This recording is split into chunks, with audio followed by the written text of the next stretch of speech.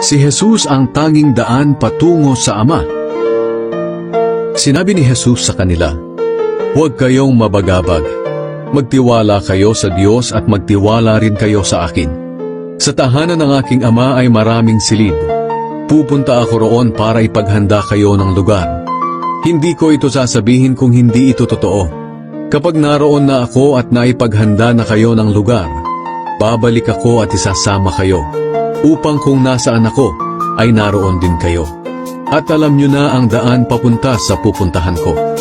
Sinabi ni Tomas sa kanya, "Panginoon, hindi po namin alam kung saan kayo pupunta. Paano po namin malalaman ang daan?" Sumagot si Jesus, "Ako ang daan, ang katotohanan, at ang buhay. Walang makakarating sa Ama kung hindi sa pamamagitan ko. Kung kilalan nyo ako, kilalan nyo na rin ang aking Ama. At ngayon nga ay nakilala at nakita nyo na siya." Sinabi ni Felipe sa kanya, "Panginoon, ipakita niyo po sa amin ang Ama, at sapat na iyon sa amin." Sumagot si Jesus, "Felipe, ang tagal na nating magkasama. Hindi mo pa rin ba ako kilala? Ang nakakita sa akin ay nakakita na rin sa Ama. Paano mo nasabing ipakita ko sa inyo ang Ama? Hindi ka ba naniniwala na ako ay nasa Ama at ang Ama ay nasa akin?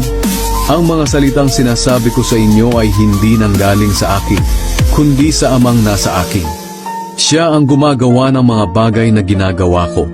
Maniwala kayo na ako ay nasa Ama, at ang Ama ay nasa akin. Kung ayaw ninyong maniwala sa sinasabi kong ito, maniwala man lang kayo dahil sa mga ginawa ko.